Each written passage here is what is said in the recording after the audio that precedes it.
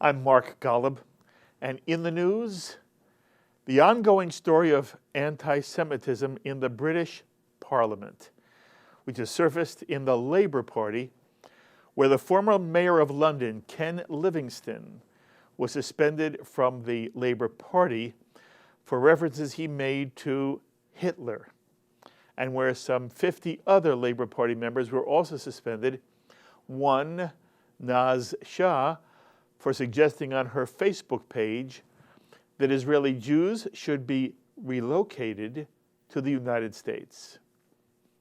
We also told you that British journalist Nick Cohen has reported that there's a growing call in the UK, especially in areas with large Muslim populations, to remove all Jews from Palestine. The Labour Party is now being led by Jeremy Corbyn, whom many see as a far-left figure enabling the anti-Semitic, anti-Israel rhetoric to flourish in the Great Britain. Well, you may have seen our recent conversation with one of London's most prestigious rabbis, Rabbi Barry Marcus of Central Synagogue of London.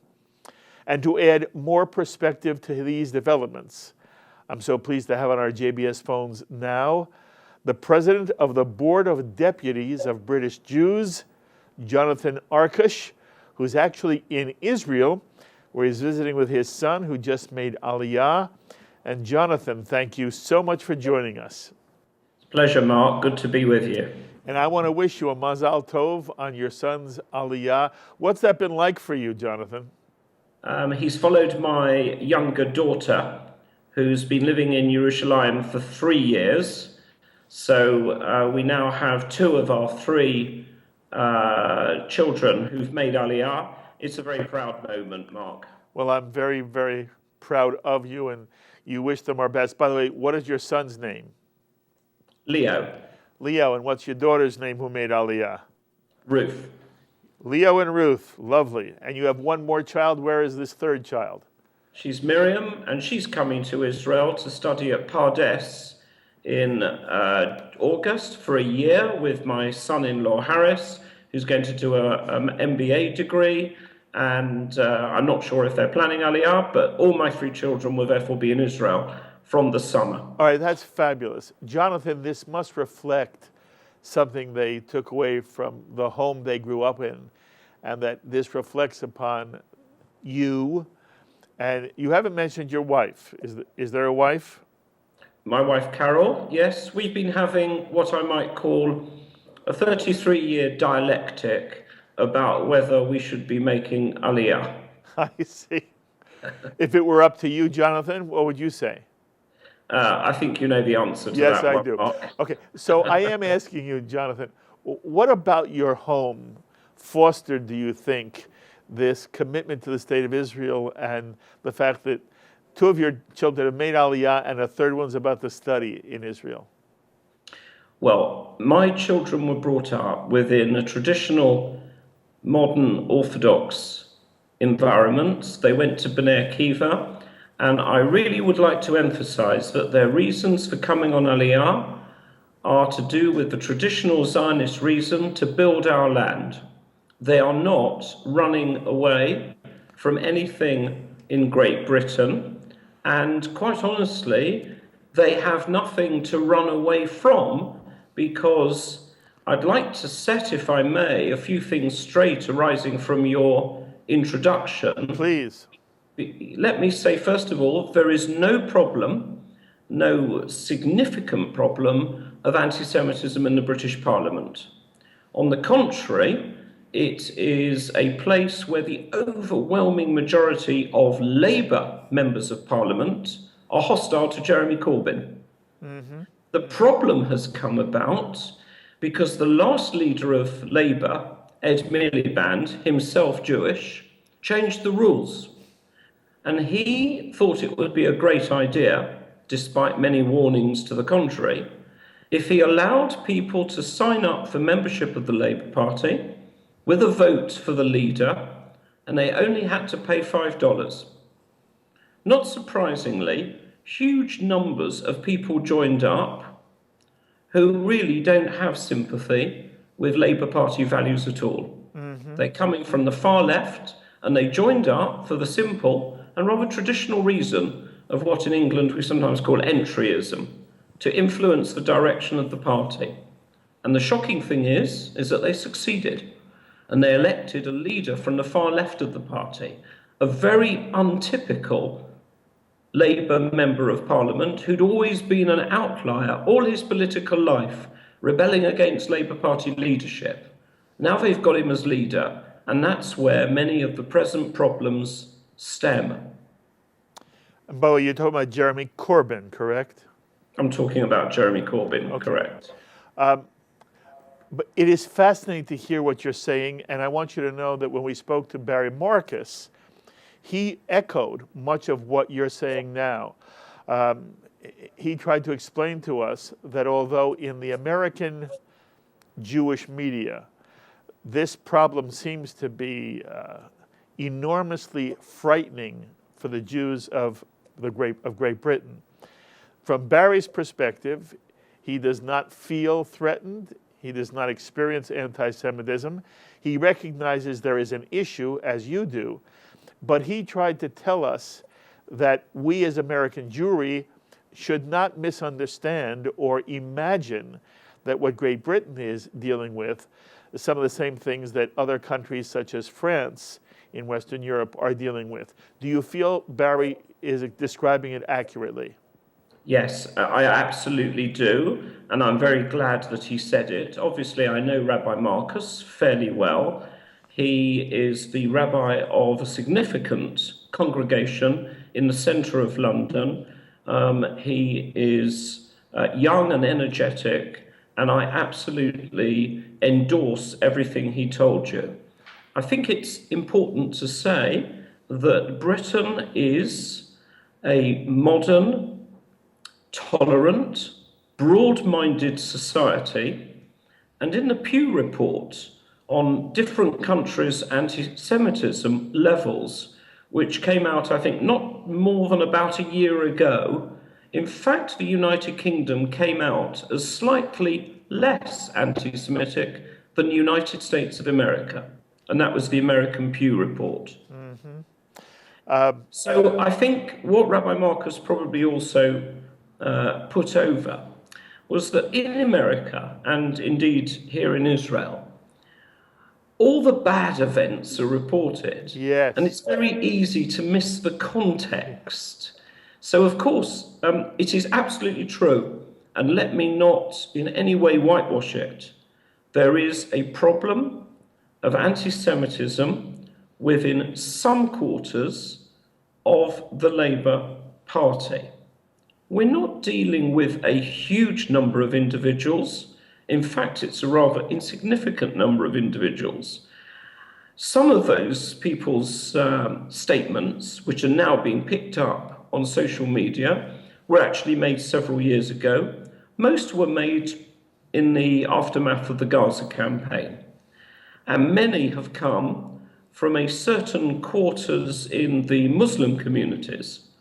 And they tend to have, as not surprisingly, very hostile views towards Israel. And as everyone knows, it's all too easy to post or repost or like something on Facebook. And once you've done it, or on Twitter, it's there. You've left your footprint, and people have not been as careful as they might have been. And as a result, there is a certain, shall we say, investigation going on. There's a civil war within Labour, and quite a few people are being outed. But in the scale of matters, 50 people, 100 people liking anti-Semitic things, I wouldn't say it's very significant, and it doesn't really tell you much about the temperature for Jews in the United Kingdom. Jonathan, you have no idea how much I appreciate your willingness to clarify it in such a concise way. And again, I don't know if you've seen the way the story has been reported in the Anglo-Jewish media, but it is so different in tone than we are hearing first from Barry and now from you, and I'm very, very appreciative. By the way, am I correct to say, Jonathan, that the Board of Deputies of British Jews is the UK equivalent of the Conference of Presidents of major American Jewish organizations here in this country, that both organizations function as the formal voice of their respective Jewish communities, especially when it comes to dealing with governmental bodies? Yes and no. Yes, the Board of Deputies of British Jews is the representative body of the British Jewish community and speaks on its behalf. No, and significantly, the Board of Deputies is an elected body. Every significant Jewish organisation in Britain, whether religious, non-religious, right-wing, left-wing, Zionist, not Zionist, religious, secular, Orthodox, Reform, and every significant congregation of Jews, the length and breadth of Britain and Northern Ireland, elects one or more representatives onto the Board of Deputies, so that we are in effect the democratically elected voice of British Jews, and there's no equivalent in the United States of America. Let me also say that the Board of Deputies was founded in 1760, and for 256 years has continuously represented the British Jewish community, which is why the title of Board of Deputies sounds rather archaic. Yes. But it's so well known as a brand, we've decided to stay with it for the present. I understand. Did you say that it was created in 1760? You heard me right, Mark, 1760. So, before the American Revolution, the Board of Deputies was operating. Indeed it was, quite right, Mark. Amazing. How did you become involved with the Board of Deputies, and now you're its president? Well, I grew up in a communal home. I was active in the Soviet Jewry campaign. I was active in Jewish student life. And I care about community passionately. And I've always felt that it was necessary to have a very strong voice to speak up for our community, because just like in the States, we're a very small proportion of the population. In the States, I think Jews make up approximately 2% of the general population. In Britain, we make up only 0.5%. If we don't speak up for ourselves, we'll quickly find that our position is eroded, that our right to practice shechita, brit milah, is taken away from us. And when you're such a small part of the population, if you don't learn to punch above your weight, you'll get trampled on. Mm-hmm. And one of the things that's been very significant about the present issue in the Labour Party, and you perhaps have seen it from the British media, is that the Board of Deputies has been a very strong voice speaking up for British Jews.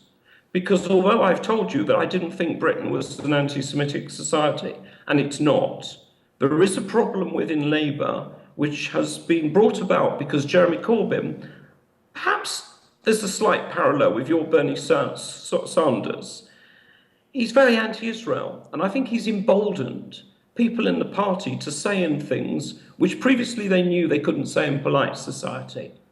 And when you have anti-Semitism, I take the view that if you don't speak up and call it out loudly and clearly for your community, you shouldn't be in office. And that's why we found ourselves in Britain in the eye of a completely unwanted political storm, but we have no choice.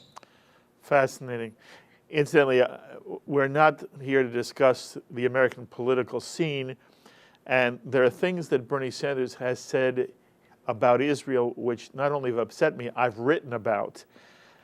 At the same time, I don't know that it's fair to call him anti-Israel, Jonathan. I don't think he understands the issues, but I think if you said to him, are you supportive of the state of Israel? Do you think the United States should be supportive of the state of Israel? I'm sure Bernie Sanders would say yes. I just feel at the same time he is seriously misguided when it comes to the Israeli-Palestinian conflict. So I don't know to what extent I don't want it to sound as if both you and I are making an equivocation. We're making an equivalency between Jeremy Corbyn and Bernie Sanders.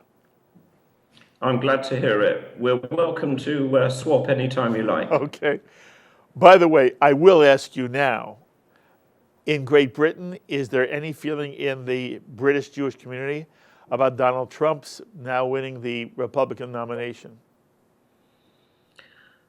No, I don't think so. I don't think we're going to take a Jewish communal view on it. I suspect that opinion about the American elections and the British Jewish community reflects very closely the division of opinion and the controversies which no doubt are present in the American Jewish community. Mm-hmm. Can I also mention, Mark, while I'm on the subject, Israel doesn't have too many friends abroad amongst governments, but it's fair to say that British Prime Minister David Cameron has, I think, been Israel's greatest international friend. If you had heard his speech to the Knesset about 18 months ago, it was every bit as strong, if not stronger, than the former Canadian Premier, Stephen Harper. And David Cameron has been very clear, and he's also been very clear with Jeremy Corbyn on anti-Semitism. So we're fortunate in our community that we have a Prime Minister who understands the issues. You are very fortunate indeed, Jonathan. I also asked Rabbi Barry Marcus, to what extent he felt that anti-Semitism in Great Britain is being fueled by Islamic extremism. What's your answer to that question? In part it is. There are really three traditional sources of anti-Semitism going on in Europe at the moment. The first is far-right anti-Semitism, the traditional place, the neo-Nazis. Very, very few of them in Britain today, no electoral seats, no electoral traction, no significance right now. The second is the far left, and that's the Jeremy Corbyn far left, if you like. And they take up their problems from dislike of Western liberal democratic values, dislike of America, dislike of America's proxies, dislike of anything they like to call imperialism. And the third source, undoubtedly, comes from some sections of the Muslim communities. And I stress some sections, because the overwhelming majority of British Muslims, and I meet many, and I seek them out, and I'm in an ongoing dialogue with their communities. They have some fairly funny ideas about Jews sometimes, but many of them are not anti-Semitic, and they clearly are not supportive of the stuff that's coming out on social media today, in the main. But they are a bit confused about their status of British Muslims, and that's going to be a generational problem for us to deal with, not only in Europe, but I think in the United States and America as well. Absolutely. You say it very, very well. We just lost the video feed of Jonathan, so we're going to continue, and we'll put his picture up. Jonathan, British columnist and journalist Nick Cohn also says that Islamic fomented anti-Semitism in Great Britain is being replicated not only in Paris, which has received such enormous international attention, but also in cities like Marseille and Copenhagen and Brussels. And Nick describes that Jews have literally been murdered in Western Europe. From your perspective, as somebody who's looking at this from the UK, how bad is it for the Jews of Western Europe? It's bad. I assume you're not now talking of Britain, but of continental Europe. Yes. As is well known, Jews are advised not to wear a kippah or a Magen David on the streets of Paris. And the reason for that is that there are so many Islamic extremists in the area, and they obviously think that they can get away with violence, even murder, and the police won't catch them or won't dare to go after them in the particular ghettos where they live, because far too many physical attacks have taken place against Jews. And as you know, with tragic consequences in Paris, in Brussels, in Copenhagen, and there have been physical attacks on Jews elsewhere. So it's pretty serious over there, and we're very, very concerned about it, as of course their local communities are. Is there anything that Great Britain can do about it? Is there anything you'd like to see the United States do about it? I don't really think there is, except that obviously European Jewish communities sit down together and they learn from each other best practice. And one of the things, for example, we've been able to do is that our absolutely outstanding CST, Community Security Trust, has now been replicated across continental Europe. Indeed, even the Americans came to us to say, can you send CST over and show us how to do it? The CST protects communities. It's a separate body from the Board of Deputies, but obviously I know its leaders well, and it was originally part of the Board of Deputies. It advises on security. It maintains a very good intelligence department and liaises closely with the police and law enforcement agencies. But the sheer numbers of Islamists across Europe mean that it doesn't take more than a few people who get some murderous plan into their head, and the police authorities can't necessarily stop all of them. And of course, as you know, the country that has suffered most from Islamic extremist terrorism is, of course, right where you are in the United States.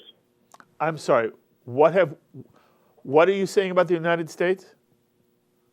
More people have died as a result of extremist terrorism in the United States than in any other country in Europe. Okay, and you're talking about being killed by Islamic extremists in general, not because they're Jews, but because they're Americans. Correct. I'm making a point. I'm not trying to compete. What I'm making the point is that it doesn't take many people, and some will escape the attentions of the law enforcement agencies, and they can carry out terrible, murderous acts. And we all suffer from it across the world. Jonathan, do you worry at all that Jewish life in France or in other Western European countries, Jewish life is over there? I don't think I would say that at the moment. The Belgian chief rabbi recently said that if the authorities cannot do a better job, Jews might as well leave Belgium. That's probably the most serious alarm call that I've heard. As it happens, I met my counterpart, the president of the French Jewish community, in Jerusalem last night. He's a very worried man, but he would not go so far, I think, as to say it's game over for Jewish life in France. He would say the authorities need to do better. I think it would be too pessimistic to say now that there is one country or another country where Jews should not live. God forbid it ever comes to that. I agree with you, and I'm a little bit comforted by your perspective. Incidentally, were any of your family touched by the Shoah, the Holocaust? Yes, in the same way, no doubt, that many Jews in the United States. My grandparents emigrated to Britain from Poland in 1907. Their roots and their villages, no doubt, are common to many, many Jews in America. Indeed, I have many American cousins. Some of the other generations of the family didn't leave, and they perished in the Shoah. Yes. So, like many American Jews, of course, I lost uncles and cousins, many, many of them. And indeed, it was a particular distinction for me to be able to go to the state ceremony in Jerusalem at Yad Vashem last night, alongside some congressmen, many American Jews, Jews from all over the world, and, of course, leading figures in Israeli society. And it was a very, very dignified and moving event. I'm sure it was. Jonathan, at one point, I thought that the kind of virulent, open, tolerated anti-Semitism that I've seen in certain Western countries, I thought that was it was never going to happen. It would have been unthinkable to me. And I'm wondering how, again, you as a British Jew look at the anti-Semitism post-Shoah and whether it also is astounding to you. You know, there's one major difference which is really important, and we need to keep emphasizing it.